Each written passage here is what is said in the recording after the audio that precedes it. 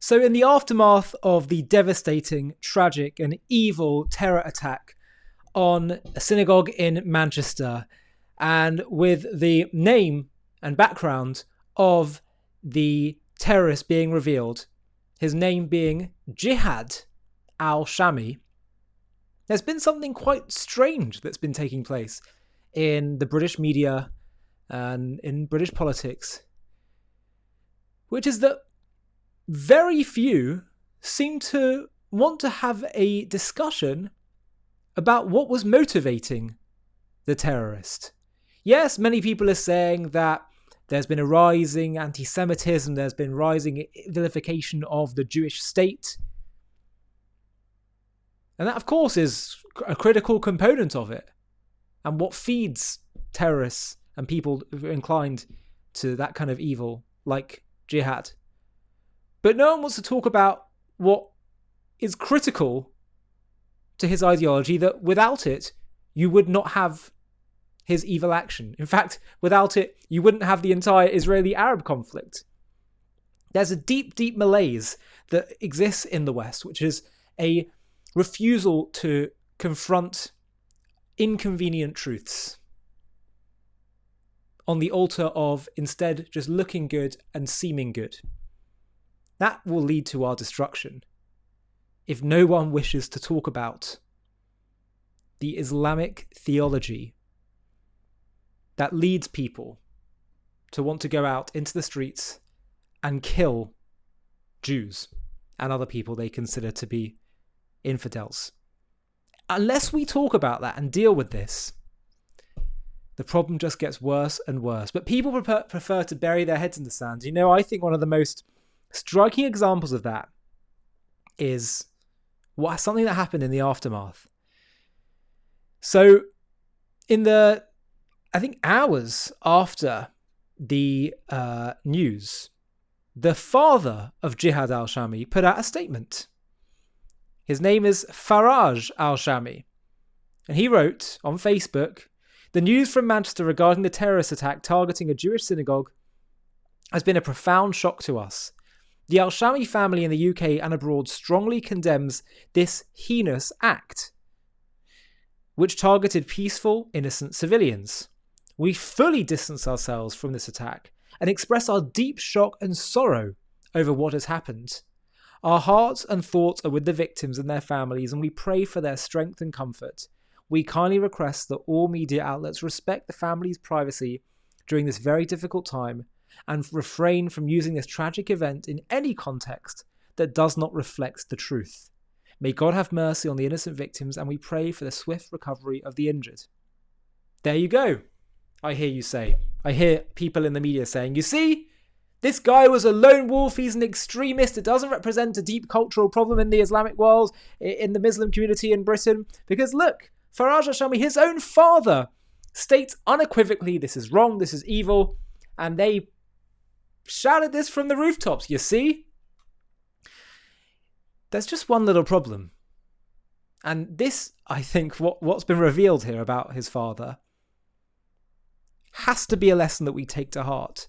We have to stop being so naive in, once again, I keep saying it, burying our heads in the sand and pretending like there isn't a deep cultural problem. I'm not talking about every single Muslim. Please let that be clear. But I am saying there is a deep, widespread rot of death worship and terrorist worship and belief that's rooted within many readings of Islamic scriptures that justifies this. And to pretend like it's just a tiny minority and it's not, it's not something that really we need to concern ourselves with is absurd. Look at this. This was his noble father who rejects all kinds of attacks on Jewish people and terrorism. This is what his father put out on Facebook on October the 7th, 2023. He put it in Arabic. We can translate it. The scenes broadcasted by the Al-Aqsa Martyrs Brigade, which is referring to the October 7th evil jihadist terrorists who were killing men, Jewish men, women and children, Israelis and anyone in Israel that they could get their hands on, of a group of fighters storming the camp of the occupation army with simple means, balloons and motorcycles, proved beyond doubt that Israel is not left, meaning it's going to be destroyed, God forbid. Men like these prove that they are the men of God on earth, and regardless of who leads them, they are the real compass of men who are confident of their victory, even if you say their trick. I'm not sure that's a perfect translation, but it says, as for you, O men of Shem, he's now, I think, sort of quoting some kind of literature, religious literature, so that the evil appears from the good in you, take good care of your weapons and aim them accurately for your brothers. And do not forget that you disobeyed the command of your Lord, so that you did not concentrate on it and are divided into the bottom of the abyss. May God protect Palestine and its heroic people. May God bless you, and you are men of the descendants of men, which is trying to put praise on these people. Praising in outright clear. I mean, this is incitement right here. This is more than hate speech. This is incitement to violence against Jews. October 7th was the greatest massacre on the Jewish people since the Holocaust, a day of unadulterated evil.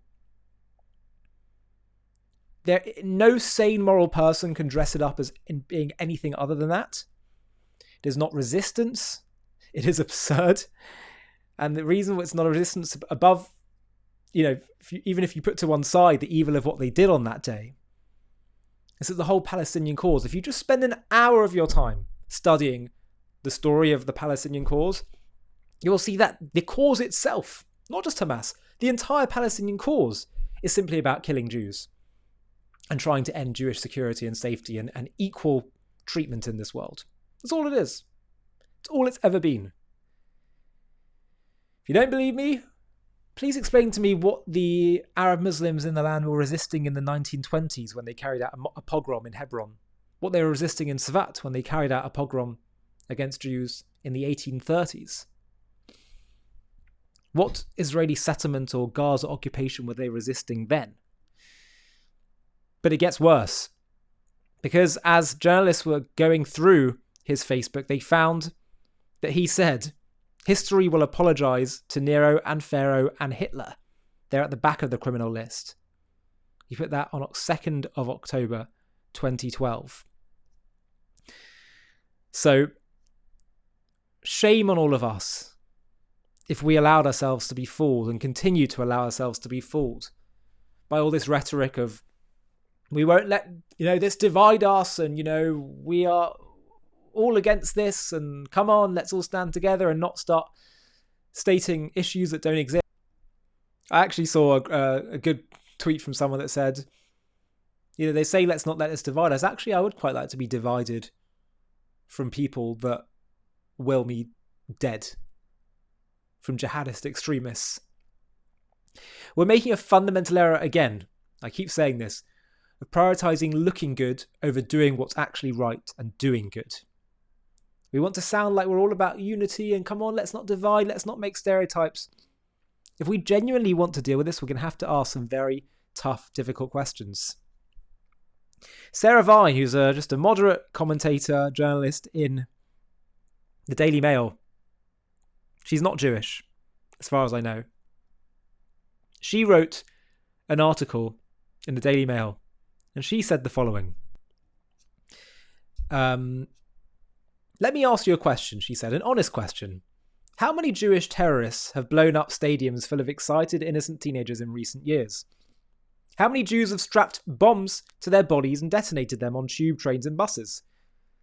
How many Jewish paramilitaries have tortured or executed women for not wearing a headscarf, or for listening to music, or for daring to leave home without their husbands? How many Jewish people have stabbed people peacefully going to their place of worship? How many have flown aeroplanes into buildings full of innocent people, driven cars into crowds of Christmas shoppers, filmed themselves raping and mutilating infidels, kidnapped entire schoolrooms of teenage girls and taken them as sex slaves? Genuine question. The answer, none. And here's another. What is the common denominator in all these attacks? The answer is radical Islam. The glorification of death in the pursuit of a global jihad, the branding of non-extremist Muslims as apostates, the rejection of Western culture and in particular the rights of women and minorities, the belief that only an all-encompassing Islamic state ruled by Sharia law can be legitimate, and the pursuit of that state by any means necessary. By the way, I do have to wonder about this phrase, radical Islam. Is this a radical form of Islam? Or are they just honouring the text that they read? I mean, it's a question. It's a genuine question. I ask you, what do you think?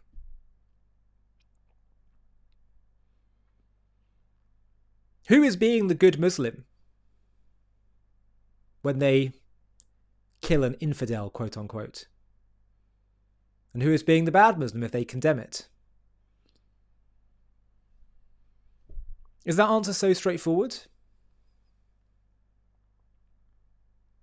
And also, what percentage support this? Because people will say, well, it's only a minority that actually do these terrorist attacks. Yes, that's true. But what percentage actually support it? I've got a Muslim friend of mine, very pro-Israel, by the way, very uncommon. He tells me in his British Muslim community, up in the north of England, I said, how many would you say support Hamas? He said around 95%. Is that 95% not radical?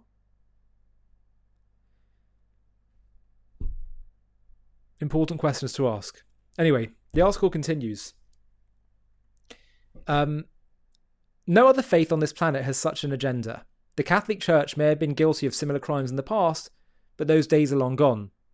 Certainly not Christianity in its current form, and certainly not the Jews. All they're asking for is the right to exist, peacefully, to go about their business and practice their religion without being hounded out of existence, as they were in Europe in the 1930s, as they are being now in the Middle East, but also increasingly in traditional places of safety, such as Britain and the US. That is not to say that there has never been Jewish extremists. One thinks of the assassination of Israeli Prime Minister Yitzhak Rabin in 1995 by one of his own people, Yigal Amir.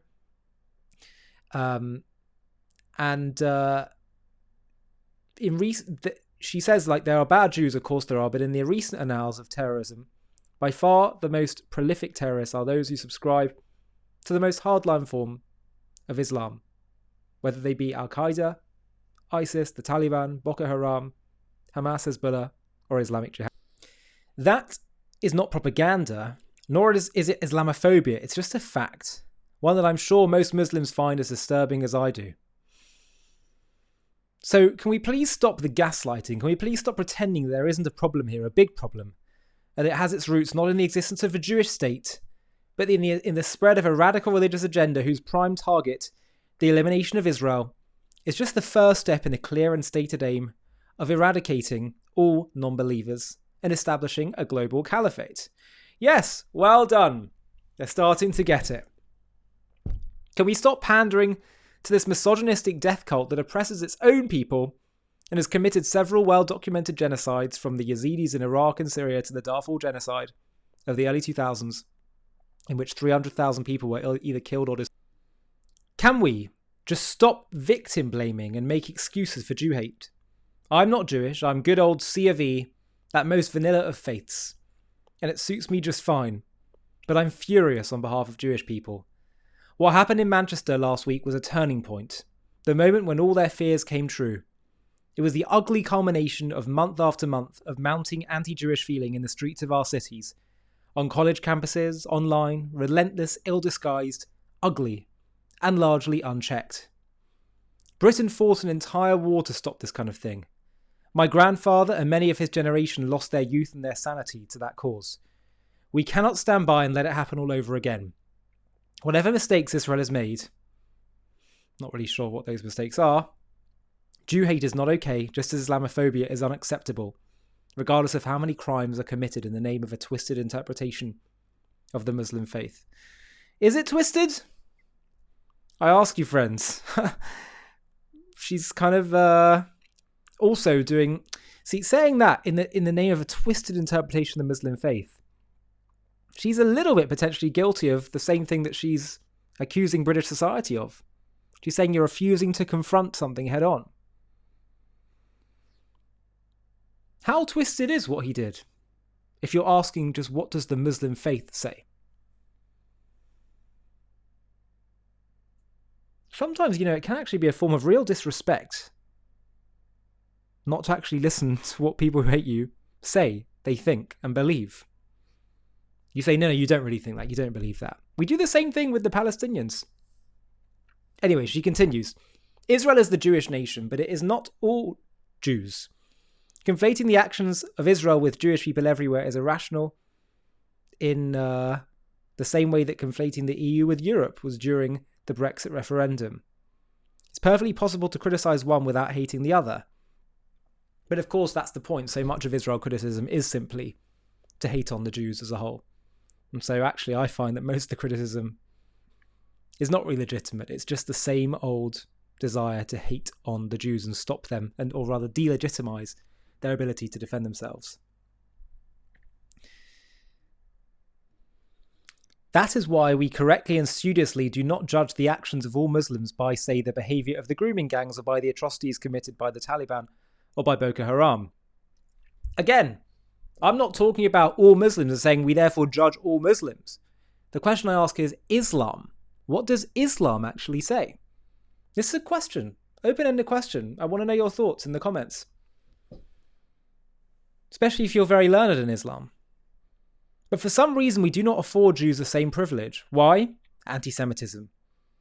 Anti-Semitism is also why, if attacked, Israel is somehow expected to simply turn the other cheek. What nation other than a Jewish one would be expected to behave this way? If America had suffered a similar assault as the one carried out by Hamas on October 7th, do you imagine it would have held back? Of course not. But somehow, because Israel is Jewish, it's expected to put up and shut up. In a world of woke and political correctness, it seems that Jew hate is the only acceptable form of prejudice left. That's why the police are reluctant to arrest anti-Israel protesters, even if they are chanting openly anti-Jewish slogans. It's fine. They are Untermenschen, so it doesn't count. That's also why when I recently reported Dr. Rama Aladwan, the radical NHS doctor who has said that 90% of Jews on earth are genocidal, that she will never condemn the October 7th attacks and that the Royal Free Hospital in London is a Jewish supremacy cesspit to the social media platform X. They wrote back to tell me that she had not breached community guidelines. Seriously? Substitute the word Jewish for black or Muslim, and I doubt they would have been so lenient. What happened in Manchester was a direct result of all of this. Once you start saying the Jews are causing a genocide, then the worst people feel emboldened to do terrible things. Now, by the way, I slightly disagree with that because there was Islamist terror attacks on Israel before October 7th and Gaza. The root of this is a certain Islamic view of Jews and how Islam has to take over the world. But I would say that all the hatred towards Israel added a lot of fuel to that fire and encouraged those who had those sympathies anyway. That's what I'd say. Sarah continues, if the authorities and our politicians not only allow, but in some cases also encourage the demonization of an entire religion through the actions of its politicians, people get hurt. It's the same as judging all Muslims by the actions of the Ayatollah Khomeini. I'm not religious, not particularly. By the way, I slightly disagree with that because I don't think Israel has to be embarrassed. Sorry, Jews have to be embarrassed for the actions of Israel. Israel's behaved in a beyond noble fashion. And the only thing that Israel's really been doing is just protecting itself from genocidal enemies. No prime minister, other prime ministers than Netanyahu would all be doing the same thing. And therefore, I think that all the criticism of Israel is not really legitimate. Because it's just saying, you Jews don't have a right to live.